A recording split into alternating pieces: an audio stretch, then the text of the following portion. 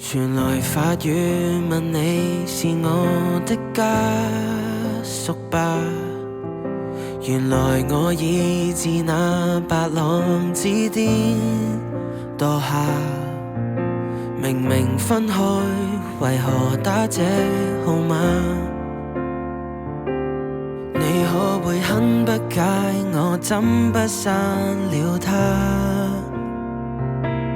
我知不該，但是不改，像某種流亡的愛，千里之外，聯繫還是依在。